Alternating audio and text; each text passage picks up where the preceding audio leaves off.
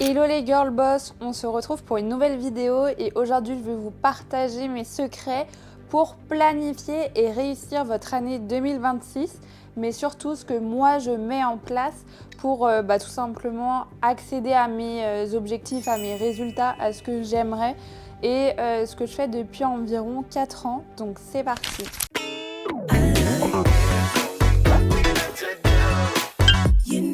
Je vous accueille en mode cocooning les filles avec ma petite tasse préférée.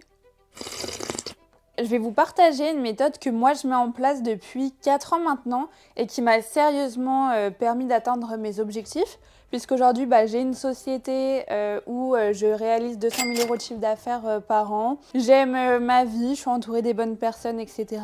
Ce n'est pas le fruit du hasard et je vais vous partager ma petite méthode. D'abord, avant de se lancer dans la préparation de votre année, ce qu'il faut c'est analyser l'année précédente. Moi, j'utilise, alors bon, c'est un petit peu moche, mais j'utilise la roue de la vie. C'est-à-dire que vous allez mettre une note sur 10 à 8 points de vie différents. Donc là, je vous invite déjà à faire l'exercice avec moi et à prendre une feuille et un stylo. Les différents points que vous allez noter, la partie carrière, donc votre travail, que vous soyez salarié, entrepreneur, étudiante, peu importe. La partie financière, donc vos finances personnelles. La partie famille, vos relations avec vos familles. Est-ce que vous auriez aimé prendre plus de temps, par exemple, pour voir vos proches, etc. Votre couple, donc si vous êtes en couple ou même si vous êtes célibataire mais que vous êtes en dating cette année, etc.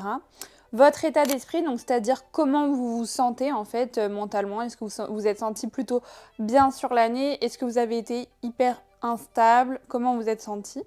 La partie loisirs, donc est-ce que vous avez pris le temps de faire vos activités préférées, par exemple du sport, moi par exemple je vais au pilates, etc. Si vous aimez bien lire, est-ce que vous avez pris le temps pour ça? La partie santé, est-ce que vous avez pris soin de vous? Est-ce que vous êtes senti bien ou pas? Et la partie relations amicales. Donc là, je vous montre de plus près la roue de la vie. Ok, ma roue, elle est un peu moche. Vous faites une croix comme ça, une autre croix comme ça. Vous mettez une note sur 10, donc le bout du trait étant 10 sur 10, le centre étant 0. Et après, vous reliez les points et vous voyez un petit peu ce que ça donne. Moi, par exemple, on voit ici qu'il y a eu un creux parce que il y a eu des péripéties à ce niveau-là. Voilà, et ça vous permet après de faire un bilan de l'année et de voir qu'est-ce qui a manqué et qu'est-ce qui a été bien qu'il faut continuer. Moi, je l'ai fait notamment à des clientes à moi et par exemple, certaines m'ont dit j'ai mis 3 sur 10 dans la partie loisirs parce que je me suis tellement concentrée sur le travail que j'ai arrêté le sport, j'ai arrêté la couture, j'ai arrêté le dessin, j'ai arrêté la peinture, etc. Donc ça permet d'analyser, de noter déjà dans chaque domaine de vie qu'est-ce que vous avez aimé, que vous avez envie de continuer comme ça, qu'est-ce qui vous a peut-être manqué l'année dernière et que vous aimeriez mettre en place cette année. Donc moi je trouve ça toujours cool de faire un petit point parce que ça vous permet de vous rendre compte de ce dont vous avez besoin vous personnellement pour vous sentir bien. D'ailleurs c'est un exercice que vous pouvez aussi faire à vos proches. Je sais que moi j'aime bien le faire aussi à mes proches. Donc première étape les girl boss, bien analyser votre année. Évidemment sans vous flageller, sans vous dire purée, j'aurais vraiment dû faire plus de sport, j'ai exagéré, j'ai pris du poids, je me sens mal ou autre, pas du tout. L'idée c'est plutôt de se dire qu'est-ce que j'ai besoin, qu'est-ce qui va me faire plaisir. Ensuite, ce qui est important c'est de déterminer des objectifs précis de ce que vous aimeriez cette année dans ces 8 fameuses catégories que je viens de vous présenter. Bien entendu, l'idée c'est d'avoir des petites actions, même simples, exemple, vous inscrire à 2 cours de sport dans le mois et que ça doit être des choses qui soient simples, réalistes, mais au moins ça vous permet de vraiment passer à l'action et de le faire. Donc pour moi, il y a plusieurs choses. La première, c'est le vision board. Donc là, je vous montre moi la version papier que j'ai. Donc en fait, l'idée, c'est de déterminer les différents objectifs que vous avez et pour les personnes les plus visuelles d'entre vous, ça peut être pas mal de le faire comme moi sous forme d'un visuel. Je l'ai fait sur Canva, d'ailleurs ceux qui le veulent, vous pourrez me le demander dans les commentaires, le lien du modèle et je vous le donnerai. Et après, vous pouvez l'imprimer, l'afficher chez vous, je vous montrerai juste après où je l'affiche ou encore le mettre en fond d'écran. Donc par exemple, pour la partie santé, j'ai envie de continuer d'être en bonne santé, donc j'ai pris l'habitude de faire 8000 pas par jour. Bon, je l'ai fait simplement parce que j'ai pris un coworking, donc rien que d'y aller, je le fais assez facilement. Je prends des cours de pilates depuis 1 an et j'adore ça, donc continuez. La boxe, là j'attaque ma 4e année de boxe et j'adore ça, donc je vais continuer tout simplement. Et je me mets un objectif de poids, dans le sens où je me suis rendu compte que entre un certain poids et un certain poids, je me sentais bien. Donc je fais en sorte en fait de rester dans ce poids-là, et quand je le dépasse, simplement de faire un peu attention. Je préfère prendre le temps de me sentir bien tout de suite plutôt que de fermer les yeux, de prendre 10 kilos et de devoir les perdre après, où là ce serait plus compliqué. Et là-dessus d'ailleurs, l'année dernière, je me suis fait aider par une nutritionniste et je l'ai imagé avec des petites images que j'ai trouvées sur Pinterest que j'ai bien aimées. Pour la partie travail, je me suis noté le nombre de clientes que j'aimerais signer cette année, le chiffre d'affaires que j'aimerais atteindre. J'aimerais atteindre 300 000 € de chiffre d'affaires. Pareil, là-dessus, je me le mets comme objectif, mais si je fais moins, exemple, je fais 250 000 € de chiffre d'affaires, je vais pas me flageller, ce sera déjà bien, mais je préfère viser trop haut, quitte à retomber un peu plus bas que l'inverse. Je me suis noté des objectifs de formation que j'aimerais suivre et de nouveaux projets que j'aimerais lancer.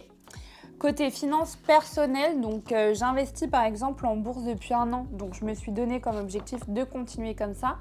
Et je me forme en ce moment même à l'immobilier. Donc là, je me suis mis ça dans mon vision board il y a 1 mois. Et là, du coup, ça fait 2 semaines que j'ai déjà commencé ma formation. Je me suis mis aussi des petits objectifs de voyage et de moments à passer avec mes proches. Et là, par exemple, tout à l'heure, j'ai déjà réservé mes vacances d'été parce qu'en fait, ça me permet de penser à le faire à chaque fois que je le revois, notamment sur mes fonds d'écran d'ordinateur, téléphone, c'est là où je les regarde le plus. Donc, vous voyez, pour les personnes les plus visuelles, je vous conseille de faire ça et je vais vous montrer du coup où je les affiche. Mon vision board, du coup, avec les images et les différents points, santé, chiffres, travail, finances, couple, amis, voyage, loisirs, etc. Santé. J'affiche mon vision board, donc vous voyez en fond d'écran, comme ça je le vois bien tous les jours. Je l'ai aussi sur mon tableau en liège, donc ici. Et ensuite, note en fait tous mes objectifs, même les plus petits, exemple aller me faire un détartrage chez le dentiste, je me les note. Alors je sais que ça peut faire peur, moi je me les note dans un tableau, mais vous pouvez faire quelque chose de beaucoup plus simple, dans un cahier, etc. Il faut juste que ce soit précis. Donc, vous pouvez vous noter du coup vos objectifs dans les catégories santé, travail, finances, la partie famille, amis, relations, couple, loisirs et état d'esprit. Donc moi, par exemple, je me suis noté des objectifs de santé ou même, par exemple, d'aller chez l'allergologue, d'aller chez le médecin, de faire une petite prise de sang, de me faire vacciner contre la grippe, par exemple, parce que j'ai un filleul et je ne veux pas lui donner la grippe, des trucs comme ça. Donc ça, c'est des petites choses simples. Et en fait, quand je m'étais notée, je me suis posée sur Doctolib et j'ai pris tous mes rendez-vous pour l'année. Comme ça, c'est fait, je suis tranquille et je le fais vraiment. Pour la partie travail, je me note l'objectif de chiffre d'affaires que je veux, le nombre d'abonnés que je veux sur les réseaux sociaux, le nombre de clientes que je dois signer, les formations que je dois suivre, les process que je dois mettre en place dans mon équipe, les routines que je dois continuer et les nouvelles choses que j'aimerais faire. Mais c'est valable si vous êtes salarié ou étudiant parce que vous pouvez aussi avoir des objectifs de choses que vous voulez mettre en place en tant que salarié, par exemple dans la boîte dans laquelle vous travaillez, une augmentation peut-être que vous souhaitez demander, ou si vous êtes étudiante, vous allez peut-être vouloir atteindre une certaine moyenne, ce genre de choses. D'ailleurs, je me rends compte que je vous donne beaucoup d'objectifs chiffrés parce que moi, c'est ce qui me parle. Mais après, il faut faire aussi selon vous ce qui vous parle le plus. Sur la partie notamment financière, moi, je me mets des objectifs d'épargne par mois. Ma petite astuce là-dessus, ce serait de mettre en place une épargne automatique en début de mois, donc au 5 du mois. Parce que si vous attendez de voir ce qui vous reste à la fin du mois, vous épargnerez jamais. Moi, j'ai commencé avec mon salaire d'alternante quand j'étais qu'à 800 € par mois et j'épargnais 50 €. Donc même avec une petite somme, il vaut mieux le faire que rien du tout. Donc c'est un petit conseil.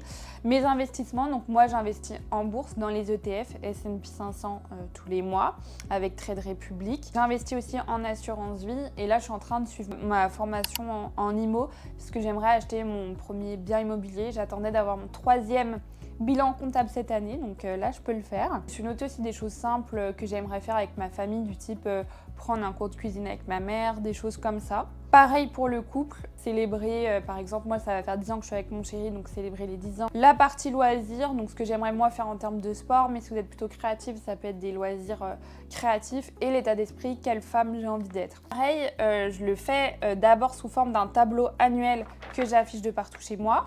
Mais après, je le découpe avec un tableau par mois avec mes objectifs listés Et après, je le mets à la semaine dans mon Google Agenda et je le mets également tous les jours dans ma to-do list sur mon carnet. Donc ce qui est hyper important, c'est d'avoir d'abord une vue d'ensemble sur vos objectifs et après de les découper par mois et par semaine parce que sinon c'est trop gros, on ne prend pas de recul et on n'y arrive pas. Si vous voulez, juste après, je vous montre comment je gère du coup dans mon agenda et dans mon tableau par mois et aussi sur ma to-do list par jour. Avec mon tableau des objectifs. Et je sais pas si je tiens bien ma caméra là. Je le mets aussi dans mes toilettes et ça fait bien rire Adèle de mon équipe qui m'a conseillé de vous le partager. Pour être honnête avec vous, c'est là où je le lis le plus, donc je vous emmène. Je vais vous montrer ça. Et vous voyez, dans mes toilettes, donc juste ici, en format A3, j'ai mon tableau des objectifs et sincèrement, du coup, tous les matins, je le vois bien. Et juste en dessous, vous voyez, j'ai mon vision board. J'ai ma petite étoile aussi de Superstar ici. Donc voilà les loustiques, c'est clairement là où je les lis le plus. Et du coup, je vous recommande de faire de même. Ensuite, je vous montre mon tableau des objectifs. Donc j'ai différents points. Santé, travail, finances, famille, amis, relations, couple, loisirs, état d'esprit.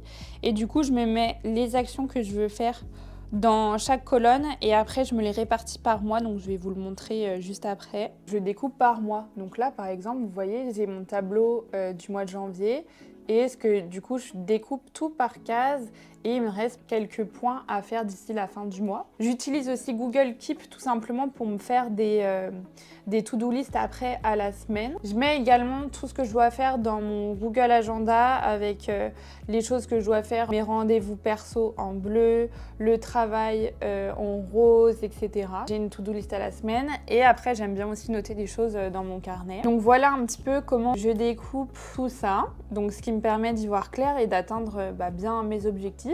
Après, des petits tips que je peux vous partager qui fonctionnent bien pour moi pour atteindre ces objectifs. Déjà, partez du principe que c'est du plaisir et que c'est pas de la pression. Si vous ressentez ça comme une grosse pression sur les épaules, vous allez y aller avec des pieds, ça va pas fonctionner. Dites-vous plutôt, j'ai envie d'aller vers mes objectifs, d'y prendre du plaisir et si je les atteins, tant mieux, mais si je les atteins pas, tant pis. En fait, vaut mieux vous mettre par exemple l'objectif, je sais pas moi, d'épargner 100 € par mois et finalement de réussir à faire que 50 plutôt que de vous mettre zéro objectif et du coup d'atteindre aucun résultat. Donc faut pas se flageller, il faut accepter aussi les aléas. Moi par exemple l'année dernière, j'ai eu beaucoup de péripéties dans ma vie personnelle, malheureusement, perte de certains de mes proches. J'ai eu aussi une lourde opération, donc au niveau de la mâchoire, j'ai dû être arrêtée et j'ai été arrêtée plus longtemps que ce que j'avais anticipé. J'ai pas atteint l'objectif de chiffre d'affaires que je voulais à cause de tout ça. Il y a des choses que je voulais que j'ai pas atteint, mais c'est pas grave, en fait j'ai pris du recul et je me suis dit que je me suis quand même bien adaptée aux aléas de la vie et que je suis fière de moi d'avoir quand même maintenu le cap malgré tout ça. Donc si vous voulez, faut pas vous mettre une pression, faut simplement le voir comme une ambition. Ensuite, il faut mettre en place des petites habitudes, des petites routines. C'est-à-dire que si vous faites les choses tout le temps de manière aléatoire, à des horaires différents, sans avoir d'habitude de rituel, je trouve que ça va être très dur de tenir. Je vous donne quelques exemples qui, moi, m'ont aidé à créer des habitudes. Par exemple, quand j'ai voulu créer du contenu sur les réseaux sociaux, j'ai commencé lorsque j'étais étudiante et je me disais tous les dimanches soirs, je prépare mes publications Instagram et LinkedIn et je le programme pour la semaine. C'est une habitude que j'ai encore gardée aujourd'hui où je le fais toujours sur ce que j'ai pas délégué, je le fais toujours les dimanches soirs par exemple. Et vu que c'est qu'une heure le dimanche soir, c'est pas trop contraignant, mais c'est un rituel qui me permet de réussir à garder cette habitude sur le long terme. Ou là par exemple je suis inscrite à mes cours de sport tous les mardis matins, et je sais que j'y vais tous les mardis matins, du coup je me pose pas la question, j'y vais sans réfléchir. Et vu que je suis inscrite à un cours qu'en plus qui me coûte un petit peu cher, forcément je n'ai pas envie de le louper. Donc aussi de s'inscrire par exemple pour le sport à des cours collectifs et toujours à la même heure, ça vous force à y aller. Alors que si vous le faites chez vous, un coup le mardi, un coup le mercredi, etc., vous pouvez vite vous trouver des excuses et pas le faire. Donc se créer des rituels qui sont simples et atteignables, ça aide. Et après, on me dit souvent comment tu fais pour être motivé, pour faire tout ça. J'ai un petit trick que je mets en place parce qu'en fait, j'ai pas du tout la flemme de faire tout ce que j'ai à faire. En fait, c'est que dans ma tête, je me mens un peu à moi-même et je me dis ça va me prendre qu'1 minute à faire. Donc par exemple, je sais pas, je vais me dire allez, je vais me mettre sur mon tapis de marche alors que c'est pas ce que je préfère faire, mais il faut que faut que je fasse un peu de sport. Je me dis, allez Clem, tu peux au moins le faire 1 minute, ça va pas te tuer. Et du coup, je le fais et en fait, forcément, après, je reste plus longtemps. Et je fais ça pour tout et n'importe quoi. J'ai n'importe quoi, faire la vaisselle, j'ai la flemme, je vais me dire, allez, ça va me prendre qu'1 minute. Et en fait, je le fais. Et en mettant ça en tête, et ben, j'arrive à faire tout, à jongler entre toutes mes tâches. Donc, c'est un petit trick que je vous recommande, les girl boss. En tout cas, vous fixez des vrais objectifs, donc pas seulement une résolution à la nouvelle année qu'on revient jamais dessus, mais vous fixez des vrais objectifs qui soient réalistes, qui soient atteignables, qui soient mesurables et revenir régulièrement dessus. Donc par exemple avec un tableau, un carnet dédié à ça, etc. Les relire, les regarder et les mettre en application, les avoir en fond d'écran, etc. Vous faire un point chaque mois sur vos avancées. Vous irez forcément plus vite et plus loin que quelqu'un qui se dit juste je vis au jour le jour et je verrai bien ce qui va se passer. Bah, avec cette philosophie-là, c'est sûr qu'on ne peut pas atteindre des sommets. Et vous vous doutez bien que tous les entrepreneurs ambitieux ou salariés ambitieux, étudiantes, etc.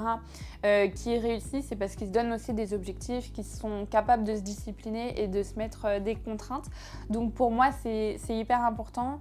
C'est ce qui me motive du coup à atteindre mes objectifs toute l'année et surtout à visualiser tout ce que ça va m'amener. Donc je vais donner un exemple. Moi je fais beaucoup de coaching en prospection et souvent mes clientes elles me disent ouais mais j'aime pas trop prospecter, j'y prends pas de plaisir. Je leur dis déjà mets-toi un objectif qui soit atteignable, exemple le matin, parce que si tu attends, tu le mets au fin fond de ta to-do list le soir, c'est ce que tu vas zapper. Donc tu le mets par exemple de 8h30 à 9h, objectif prospecter 8 personnes. Seulement 8, donc comme ça c'est atteignable. Et si tu as la flemme, dis-toi pourquoi tu veux prospecter des gens. Tu veux prospecter des gens parce que tu as envie de faire des ventes. Pourquoi tu as envie de faire des ventes? Parce que tu as envie de gagner de l'argent. Pourquoi tu as envie de gagner de l'argent? Parce que tu as envie d'offrir un voyage par exemple à Disneyland à tes enfants. Ça te motive réellement. Donc tu ne te dis pas je vais prospecter, tu te dis je vais passer à l'action dans l'objectif de me payer ce voyage-là. Ok, donc il faut vraiment prendre plus de recul et avoir une vision long terme. Là, par exemple, moi, je me forme à l'immobilier. Honnêtement, je ne suis pas plus passionnée que ça par l'immobilier, mais c'est juste que je me dis, quand j'aurai 5 biens, par exemple, rentables, ça me permettra d'avoir une sécurité financière, d'avoir du patrimoine et plus tard, quand je serai plus âgée, de me sentir hyper sereine, hyper libre, d'avoir moins la pression que mon revenu, c'est seulement mon travail, mon entreprise, etc. Je serai détendue, je serai contente, je serai fière de moi, j'aurai les moyens de faire ce que je veux, etc. Donc, je me motive à faire quelque chose que j'aime pas forcément spécialement aujourd'hui, mais pour atteindre mes objectifs sur le long terme. Et ça, je trouve que c'est vraiment ce qui fait la différence. Donc, c'est parti les girl boss. Je vous laisse passer à l'action, déterminer vos objectifs, analyser votre année, faire votre vision board. Si vous voulez le lien de mon vision board, commentez vision board et je vous mets tout simplement le lien. Et j'ai hâte de voir ce que vous allez faire. Et on se retrouve très vite pour d'autres vidéos. Et si vous voulez retrouver tous mes conseils, vous pouvez me suivre tous les jours sur Instagram, Clémentine Edon. Salut les girl boss!